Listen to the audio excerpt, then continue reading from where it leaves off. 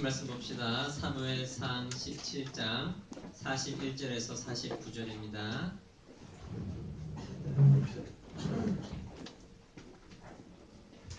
사무엘상 17장 41절에서 49절 말씀.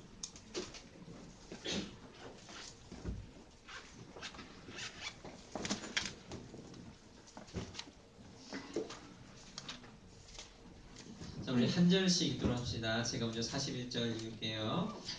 블레셋 사람이 방패든 사람을 앞세우고 다윗에게로 점점 가까이 나아가니라.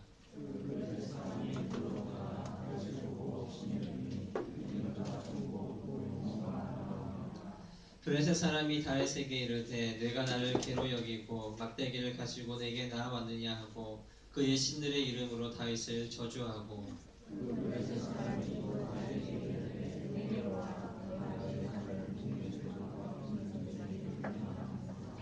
다윗이 블레셋 사람에게 이르되 너는 칼과 창과 단창으로 내게 나아오거니와 나는 만군의 여호와의 이름 곧 내가 모욕하는 이스라엘 군대의 하나님의 이름으로 내게 나아가노라.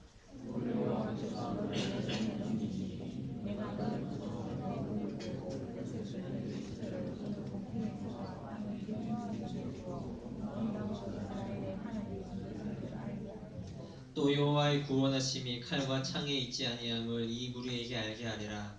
전쟁은 여호와께 속한 것인즉 그가 너희를 우리 손에 넘기시리라.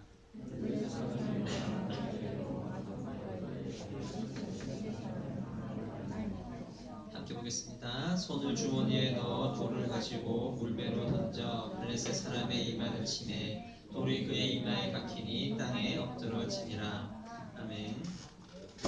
자, 태권도, 유도, 복싱, 자, 이런 1대1로 대련을 하는 스포츠가 있죠. 자, 이런 스포츠를 구성하는 가장 기본적인 요소가 무엇일까요? 예, 바로 체급이에요. 체급. 철저하게 체급별로 나눠서 또 공개적으로 개체량을 해서 구분을 합니다. 자, 여러분 근데 태권도 있잖아요. 태권도가 몇 개의 체급으로 나눠져 있을까요? 네, 무려 11개예요. 11개. 네, 그리고 유도는 8개. 복싱은 몇 개예요? 복싱은 무려 17개 체급이나 있다고 해요. 네, 저도 처음 알았네요. 17체급에 나눠져 있어요. 종목마다 다 다르지만 체급 간의 몸무게 차이는 불과 최하가 보니까 한 3kg 정도. 3kg 정도 차이가 나면 그 두 사람의 체급이 달라요. 그래서 다르게 경기를 해야 돼요. 최대 10kg 이상도 있는데 보통 한 3, 4kg, 4, 5kg 정도가 차이가 나면 그 안에서 있는 사람들끼리만 경기를 하는 거예요. 고작 그 정도 차이가 뭐 대수냐고 하겠지만 실제로 이 한 체급 혹은 두세 체급만 차이가 나도 이 경기력에서 상당한 차이가 난다고 해요. 뭐 우리가 쉽게 말해서 복싱을 해도 이 한 체급 있는 그 사람의 펀치력과 두세 급 위에 있는 사람의 펀치력은 상당한 차이가 난다고 합니다. 이 힘의 차이가 일반인들은 잘 모르겠지만 이 프로 스포츠 선수들은 엄청난 차이가 있다고 해요. 자, 이스라엘과 블레셋이 전쟁을 하고 있는데 블레셋 진영에서 한 사람이 나옵니다. 자, 이름은 골리앗이라고 하고 가드 출신의 사람으로서 싸움을 도두는 사람이라고 해요. 뭐 아는 사람 알겠지만 정말 세기의 대결이었는데 정말 볼 거 없었던 경기 중에 하나였어요. 아는 사람만 아는 거예요. 자, 본격적인 전투를 하기 전에 먼저 그 양쪽의 대표가 나와서 막 서로 기싸움을 하거나 서로 조롱을 하거나 싸움을 막 응원을 하거나 이런 식으로 하면서 1대1로 싸우는 그런 장면을 드라마나 영화에서 본 적이 있을 거예요. 자, 골리앗의 키를 보면 6규빗 한 뼘이라고 나와 있는데 보통 우리 1규빗을 45에서 50cm 정도로 보거든요. 이 중지 손가락에서 팔꿈치까지 길이를 한 규빗이라고 해요. 일반적으로 우리 보통 50cm 정도, 50kg가 아니죠. 50cm 정도로 보고 있고 한 뼘을 보면 15cm 정도로 보거든요. 그러니까 골리앗의 키가 약 3m 내외는 되는, 최소한 3m 이상이에요. 3m 내외 정도로 봐야 되는 그런 사람이었습니다. 그리고 골리앗이 착용한 갑옷의 무게가 무려 57kg 정도가 된다고 합니다. 우리 여학생 중에서 57kg 놓은 사람 아무도 없잖아요. 그러니까 보통 남학생이 여학생 한 명 없고 움직이는 것과 똑같은 그 정도의 갑옷을 가지고 있어요. 또 골리앗이 사용하는 창 끝에 달린 철 있잖아요. 그것만 7kg예요. 엄청난 사람이죠. 거기에다가 노스로 만든 투구, 또 다리 보호대, 방패까지 더하면 말 그대로 이런 아이언맨이 아이언 중에서 저 제일 뒤에 서 있는 저런 사람이 이렇게 싸움을 나랑 한번 붙어보자고 이게 나온 겁니다. 자, 이런 무시무시한 골리앗이 나와서 이스라엘을 위협하고 또 모욕을 하고 있어요. 17장 11절을 보면 이스라엘은 골리앗의 말을 듣고 놀라고 크게 두려워하였고 24절에도 모든 사람들이 심히 두려워하여 도망을 했다고 말하고 있어요. 자, 여기에서 주목해야 될 것은 이 사울의 반응입니다. 사울. 자, 말씀을 보면 골리앗에 대한 이스라엘의 반응을 표현할 때 의도적으로 사울과 이스라엘이라고 표현해요. 사울과 이스라엘이 두려워하였다.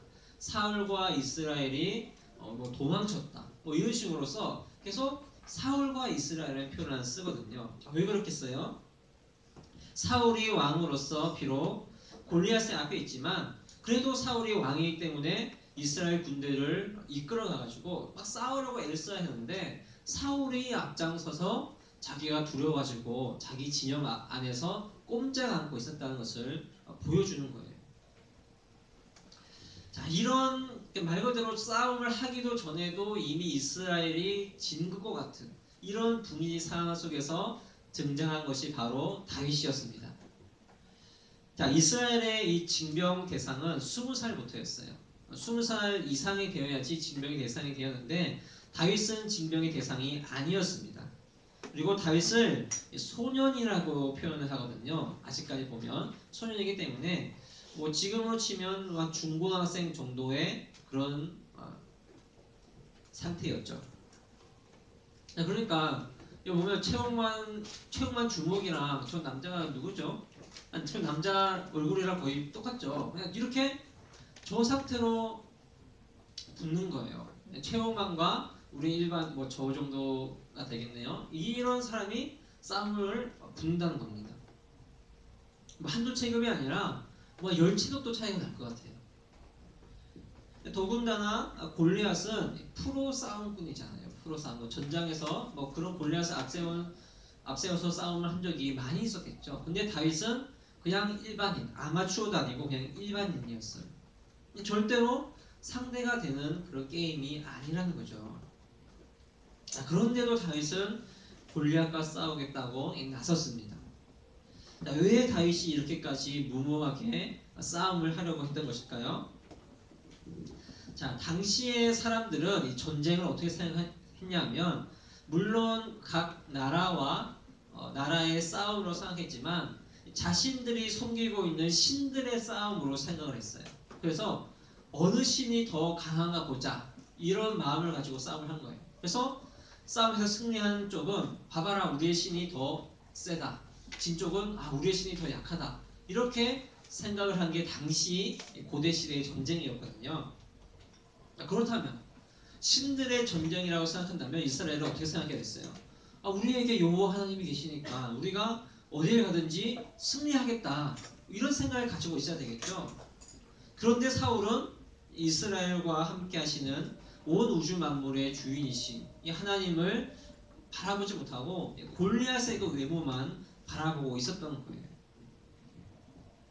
골리앗이 이스라엘과 함께 이스라엘만 모욕한 게 아니라 결국 하나님을 모욕한 것이거든요. 그런데 이 골리앗이 무서워서 어쩔 줄 몰라 하는 사울 왕의 모습을 보면 정말 사울이 왕으로서의 자격이 없다는 것을 여실하게 보여준다고 할 수 있는 거예요. 반면에 다윗은 하나님이 모욕을 당하고 있으니까 이 앞에 골리앗이 있든지 누가 있든지 상관없이 저 이방인이 할례받지 못한 자가 하나님을 모욕하고 있으니까 그것에 의분을 일으켜서 골리앗 앞에 다짜고짜 나간 겁니다. 어쨌거나 다윗이 골리앗 앞에 서긴 섰지만 상황은 녹록지가 않아요. 골리앗은 중무장을 했지만 다윗이 들고 있었던 것은 이 막대기 하나랑 이 당시에 쓰던 이 물매거든요. 이렇게 돌려가지고 이렇게 던지는 저거 하나만 가지고 있었던 상황이었어요. 자, 저랑 이 사랑의 아빠가 싸우면 100번 싸워요. 제가 몇 번 이길 수 있을까요? 한 번도 안 모르겠어요. 몇 번 이길 수 있을까요? 못 이겨요. 영반. 네, 0번에 0번. 아니, 내가 저 사람 어떻게 한 번이라도 이길 수 있어요. 무조건 지지. 100%, 100% 100전 100패예요. 그냥 골략 여러분 그냥 저런 아유 보기만 해도 무섭네요.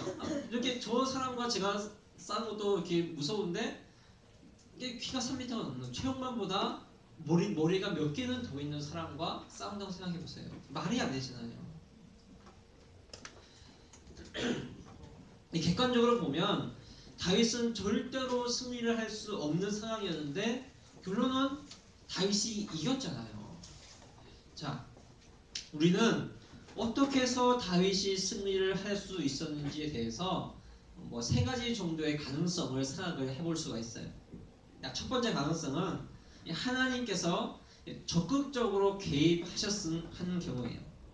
다윗이 이 물매를 막 돌리면서 골리앗을 향해서 막 던졌어요. 그런데 이거 보면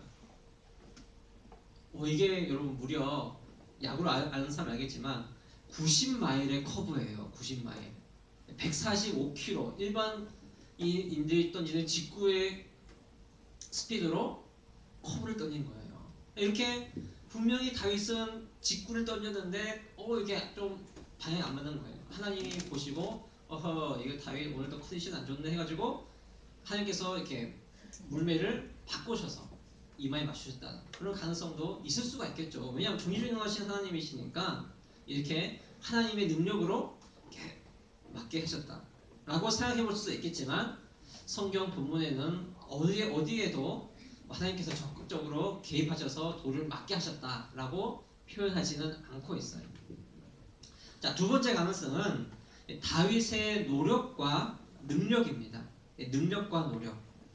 자, 34절에서 37절 말씀을 보면 다윗이 들에서 양을 칠 때에 사자와 곰이 와서 양을 공격하면 사자와 곰의 수염을 잡아서 이게 말이 안 되죠. 그 사자와 고양이도 아니고 사자와 곰의 수염을 잡아서 쳐 죽였다고 표현을 해요. 뭐 거짓말이 아니겠죠, 당연히. 자, 우사인 볼트의 100m 신기록이 9.58이죠. 9.58. 와, 대단합니다. 자, 그런데 자, 사자의 100m 기록은 몇 초일까요? 사자. 예. 6.2초. 자, 그럼 미련 곰탱이 몇 초일까요? 6.4초예요. 6.4초. 여러분, 길 가다가 곰 만나면 무조건 도망쳐도 안 돼요. 진짜 말 그대로 죽은 척 했잖아요. 누구죠? 나무꾼이 그랬나? 누가 그랬나? 하여튼 정말 그렇게 해야 돼요. 곰 만나면. 예. 그런데 여러분 생각해보세요. 이런 사자와 곰이 달려와가지고 한 대 팍 치면 어떻게 되겠어요? 그냥 말 그대로 그냥 골로 가는 거예요. 예. 근데 다윗이 이런 사자와 곰을 수염을 잡고 때를 잡은 거예요. 예. 다윗은 목동 생활을 통해서 원래 다윗이 체격이 힘이 좋았을 수도 있고요. 또 목동 생활을 통해서 얻은 힘과 기술과 노련함이 있었기 때문에 골리앗을 이길 수 있었던 것이다 라고 생각을 해볼 수도 있겠죠. 자, 근데 답은 답인데 정답은 아니에요. 자, 왜냐하면 사람의 능력과 노력만 강조하다 보면 모든 것을 주관하시는 하나님이 높아지신 것이 아니라 사람이 나타나기 때문이에요. 성경은 철저하게 하나님이 높아지시고 하나님께서 영광 받으시는 것을 표현한 책이지 사람이 높아지는 경우에는 무조건 성경은 시작 말씀을 보면 또 헤롯이 자신을 자랑했을 때에 바로 하나님께서 벌레를 잡아서 벌레가 헤롯을 잡아서 먹게 해서 죽게 하셨거든요. 그 정도예요. 자, 그러면 뭐 자세한 내용은 세 번째 가능성과 함께 막 생각해 보고요. 자, 세 번째 가능성도 생각해 볼 수 있어요. 세 번째 가능성 우리 37절 함께 읽어봅시다. 37절 시작. 또 다윗이 이르되 여호와께서 나를 사자의 발톱과 곰의 발톱에서 건져내셨은즉 나를 이 블레셋 사람의 손에서도 건져내시리라. 45절 읽어봅시다. 시작. 다윗이 블레셋 사람에게 이르되 너는 칼과 창과 단창으로 내게 나오거니와 나는 만군의 여호와의 이름 곧 내가 모욕하는 이스라엘 군대의 하나님의 이름으로 내게 나아가노라. 마지막으로 47절 읽어봅시다. 시작. 또 여호와의 구원하심이 칼과 창에 있지 아니하면 이 무리에게 알게 하리라. 전쟁은 여호와께 속한 것인즉 그가 너희를 우리 손에 넘기시리라. 자, 사자와 곰의 발톱에서 양을 건져내신 것은, 그러니까 다윗이 양을 칠 때에 사자와 곰을 이길 수 있었던 것도 내가 이긴 것이 아니라 하나님께서 그 양을 건져주신 것이라고 표현하거든요. 그것처럼 이번에도 이스라엘을 블레셋의 손에서 하나님께서 건져내 주실 것이다. 이것이 다윗이 말하는 핵심이에요. 골리앗에게는 강력한 피지컬이 있고 또 강력한 무기와 갑옷들이 있지만 나에게 있는 것은 만군의 여호와의 하나님 이름이기 때문에 또 전쟁은 하나님께 속한 것이기 때문에 내가 이길 수가 있다는 겁니다. 자, 다윗에게는 사자와 곰 같은 맹수를 물리칠 수 있는 충분한 힘이 있었어요. 하지만 모든 힘과 능력과 구원과 도우심이 오직 하나님에게만 있다고 합니다. 나에게 뭔가를 할 수 있는 충분한 능력이 있는데 그럼에도 불구하고 내가 한 것이 아니라 하나님께서 하신 것이다. 다윗은 자신이 가지고 있는 힘과 무기가 하나님이라는 것을, 그 모든 것이 하나님께로부터 왔다는 것을 알고 있었고 전쟁을 주관하시고 모든 만물의 주인이신 하나님을 마음의 중심에 모시고 있었기 때문에 그 하나님이 그 다윗의 중심에 가득하게 뿌리 잡혀 있었기 때문에 골리앗을 무너뜨릴 수 있었다고 고백을 한 거예요. 이것이 바로 다윗에게 있었던 하나님 중심성이라는 거예요. 그리고 이 하나님 중심성이 사울 왕에게는 없었기 때문에 사울 왕이 왕에서 물러나게 된 것이죠. 자, 여러분의 마음의 중심에는 무엇이 있나요? 자, 여러분의 삶을 움직이는 것은 무엇이고 여러분의 삶은 무엇으로 돌아가고 있습니까? 수능, 내신, 대학 학원, 부모님, 친구, 이성 문제. 아마 대부분 여러분들의 삶은 이 사이클 안에서 계속해서 돌아갈 거예요. 먹는 것도 포함되는 사람이 있을 수도 있는 것 같아요. 저는 먹는 것을 중심으로 돌아갑니다. 라고 표현하는 사람도 있을 수도 있어요. 자, 그러면 이런 것들이 내 삶의 중심에 있는 게 잘못된 거예요? 아니면 괜찮은 거예요? 여러분, 이런 것들이 중심에 없는 게 이상한 거죠. 저는 오직 하나님만 있고 공부는 제 마음의 중심에 전혀 없습니다. 이거는 좀 말이 안 되는 거죠. 저는 오직 하나님만 섬기고 절대 학교도 가지 않겠습니다. 말이 안 되는 거잖아요. 여러분들은 공부를 해야 될 때이고 또 대한민국은 특별한 경우가 아니고서는 대학을 가야 돼요. 대부분 가야 되죠. 또 교통실증 아직까지 여러분들은 이 부모님이라는 울타리 안에 있어야 됩니다. 또 여러분의 삶에서 친구들과의 관계는 떼야 뗄 수 없는 관계에 있죠. 또 여러분들도 이성 교제에 관심이 많이 있잖아요. 어떤 사람들은 믿음, 또 교회가 무조건 삶의 중심이 되어야 된다고 말을 하기도 해요. 틀린 말은 아니죠. 그런데 저는 다 맞는 말은 아니라고 생각해요. 왜냐하면 신앙생활이라는 것은 이런 공부와 대학과 관계와 이런 것들과 함께 가야 되는 것이지 동떨어서 신앙 따로 공부 따로 가야 되는 게 아니에요. 함께 가야 되는 거예요. 그런데 진짜 중요하게 생각해야 되는 것은 그 많은 것들 안에서 모든 내 삶의 중심이 있는 것 중에서 그 중에서 가장 나의 최우선 순위가 무엇이고 가장 중심에 무엇을 가지고 살아가냐는 거예요. 모두를 이끌어가는 그 단 한 가지가 과연 무엇이냐, 이것이 중요하다는 겁니다. 뭐 예를 들면 뭐 이성교제, 여러분들 이성교제 할 수 있죠. 진짜 좀 위험한 발언이에요. 이성교제 하세요. 이렇게 저는 우리 고동호 목사님이 이성교제 하라고 해서 이성교제 시작하겠습니다 라고 말하면 안 돼요. 예, 할 수도 있어요. 안 할 수도 있고. 자, 그런데 왜 어른들은 이렇게 이성교제에 대해서 부정적일까요? 저도 뭐 이성교제 한다고 하면 정말 축하해 이게 아니라 아유 걱정이다 이렇게 생각을 해요. 왜 그럴까요? 지금 여러분들의 때에 이성교제에 빠지면 그 이성에만 전적으로 그냥 빠지게 된다는 기 때문이에요. 다른 것들 중요하게 해야 되는 것들을 하지 않고 이성만 생각하니까 문제가 된다는 거예요. 하루 종일 좀 그의 생각이 나고 톡이 왔는지 하루 종일 폰 막 계속 껐다 켰다 하고 몇 시간씩 통화를 하고 또 그 애랑 놀러 가려고 뭐 예배나 모임에 빠지는 경우도 있고 이렇기 때문에 이성 교제가 아직은 힘들다라고 말하는 거죠.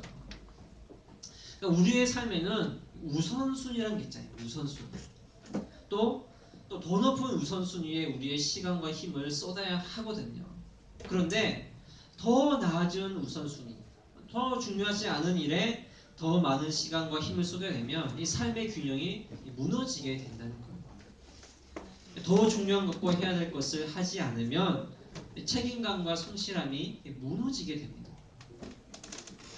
자, 여러분들의 1년 후의 모습, 또 5년 후, 10년 후의 모습이 궁금하죠.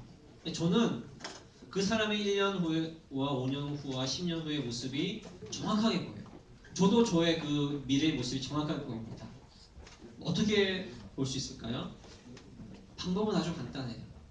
내가 지난주 살아왔던 삶, 어제의 모습, 오늘 하루의 모습을 보면 1년, 5년, 10년 후의 모습이 보여요. 오늘 나에게 주어진 우선순위와 해야 할 것과 책임져야 할 것에 최선을 다하지 않는 사람이 1년, 5년, 10년 후에도 그렇게 되지 않으라는 법이 과연 있을까요? 우리 제가 비전 스쿨을 했던 사람은 아마 기억을 할 거예요. 자, 게임을 하면 돼요, 안 돼요? 게임. 자, 여러분 게임하면 죽어요? 게임하면 갑자기 뇌에서 막 마비 증세가 일어나서 수능 시험 문제가 막 답이 안 보입니까?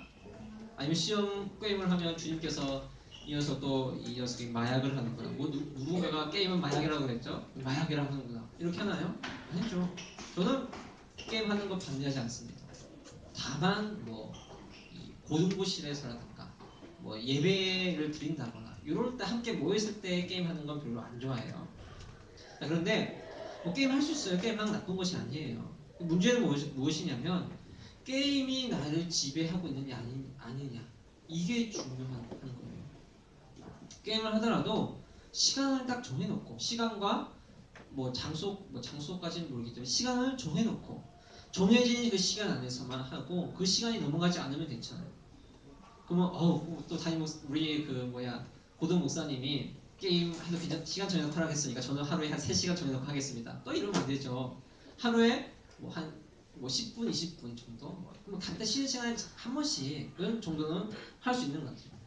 근데 하루에 1시간씩 이상씩 하고 일주일에 3-4시간씩 4-5시간씩 하는 사람의 그렇게 게임하는 사람의 비전이 뭐예요? 그 사람의 비전은 게임이죠. 그 사람에게 저는 다른 비전이 있다고 말할 수 없는 거예요.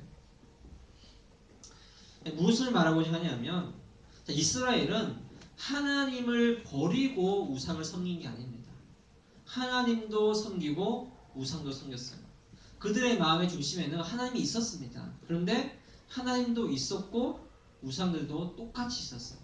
그게 문제라는 거예요. 여러분들은 내 삶의 궁극적인 목표와 필요와 중심이 하나님이라는 사실에 동의하기 때문에 여기 이 자리에 와 있고 예배를 드리고 있는 거잖아요. 그런데 하나님을 중심에 모시고 살아가야 되는 것인 줄 알면서도 하나님 외에 또 다른 그 무엇인가를 나의 중심에 모시고 그것을 좌지우지되면서 살아가고 있는 것은 아닌가 생각을 해봐야 된다는 거예요. 하나님이 내 삶을 이끌어 가시는 것이 아니라 게임이 내 삶을 이끌어가고 있는 것은 아닌가.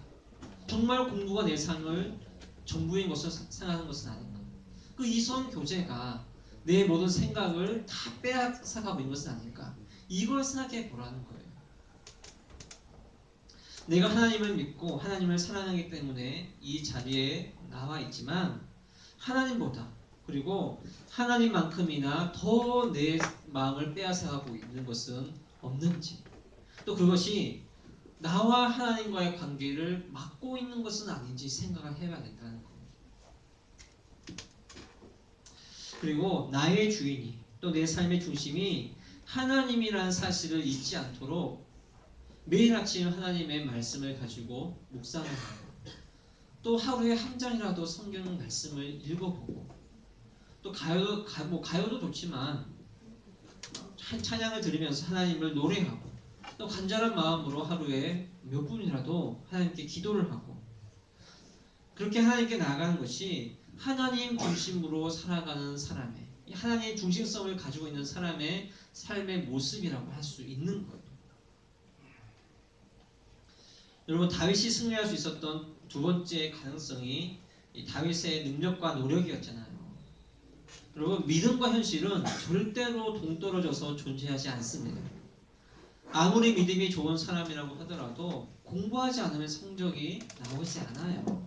정말 가끔씩 반짝 공부해서 성적 잘 나오는 사람도 있지만 대부분의 경우에는 공부하지 않으면 성적이 나오지 않습니다. 신앙생활을 해도 자기 자신을 개발하지 않으면 이 발전을 할 수가 없어요. 하나님을 중심에 모시고 살아가는 것과 또 우리의 땀과 성실함은 함께 가야 되는 거예요. 하나님은 하나님 중심성을 가지고 살아가는 사람들에게 더 큰 지혜와 능력을 부어주시는 분이세요. 아무에게도 내가 정말 노력하지 않는데 그러면 더 뭔가 잘할 수 있도록 해주시지 않습니다. 노력한 것 위에 주시는 분이세요. 만약에 하나님께서 그냥 아무 조건 없이 주신 분이라면 제가 아니면 다른 사람들이, 교회 다니는 사람들이 올림픽에서 금메달 다 따야 되잖아요. 근데 그게 아니잖아요, 여러분. 그걸 우리가 항상 기원해야 됩니다. 또 내가 성공하고 모든 일이 잘 되고 돈을 많이 벌고 잘 살아야지 세상이 하나님을 보게 되는 것이 아니라 어떠한 상황과 환경에서든지 동일하게 하나님 중심성을 가지고 살아가는 그 그리스도인들을 세상 사람들이 보고 난 후에 정말 저 사람을 보니까 하나님이 살아계시다. 정말 저 사람을 보니까 정말 교회를 갈만하다. 정말 정말 성실하게 충실하게 살아가는 사람의 그 모습을 보고 하나님을 보게 된다는 겁니다. 여러분, 사무엘 선지자가 이 기름을 붓기 위해서 방문을 했잖아요. 그때 들판에 나가서 양을 치고 있던 다윗은 가족들에게도 존재감이 없는 사람이었지만 그 존재감이 없는 다윗이 모든 가족들이 사무엘 선지자와 함께 있을 때 다윗은 함께 없었지만 없었던 그 시간에도 다윗은 양을 지키면서 자신의 일에 최선을 다하고 충실하게 자기의 맡은 본분을 다했습니다. 그 결과 하나님께서 다윗에게 골리앗을 이기는 승리를 주신 거예요. 그리고 왕으로 세워주신 겁니다.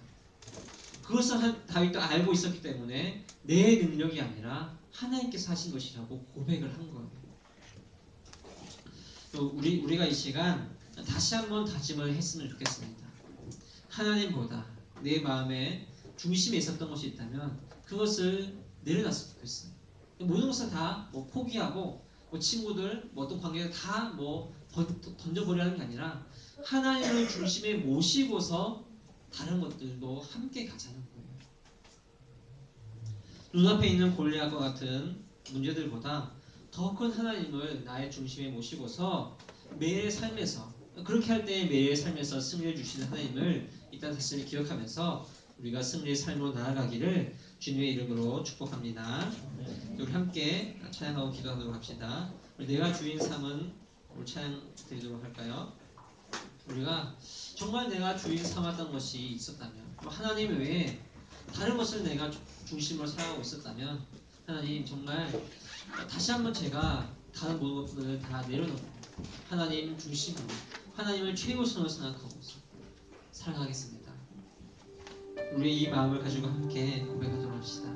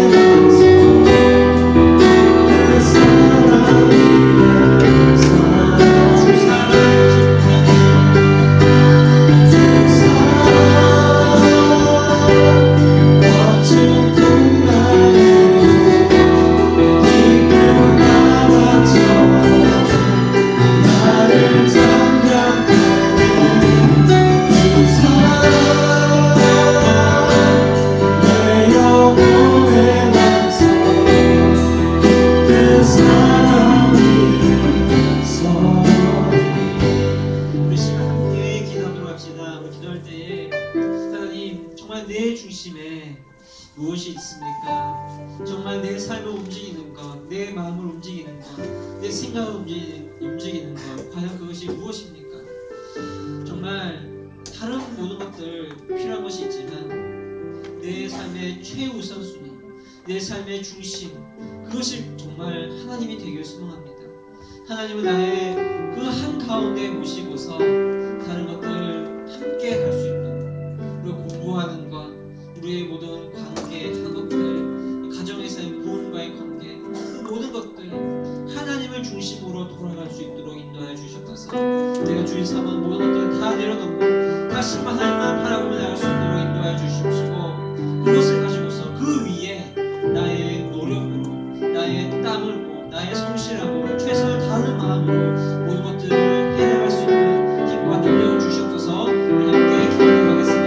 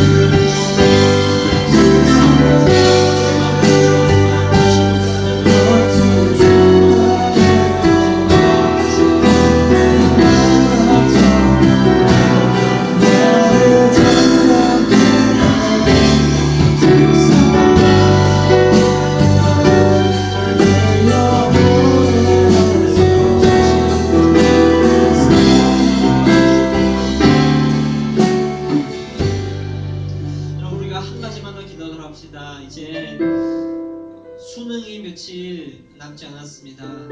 우리 고3 언니, 누나, 또 형, 오빠들 참 많이 긴장되고 떨릴 가운데 있는데 정말 우리 고3들에게 하나님 아버지 지혜를 주시고 또 평안함을 주시고 또 남은 시간 공부한 것들 잘 정리할 수 있도록 도와주셔서 이 수능 시험 잘 칠 수 있도록 또 대학 입시 또 수시 내는 것들 모든 것들이 정말 잘 이루어질 수 있도록 도와주시고 또 건강함과 또 좋은 컨디션 허락하여 주셔서 또 수능 시험 잘 칠 수 있도록 모든 대학의 모든 입학의 과정들 모두 잘 이루어질 수 있도록 우리 고3들을 생각하면서 다시 한번 기도하도록 합시다.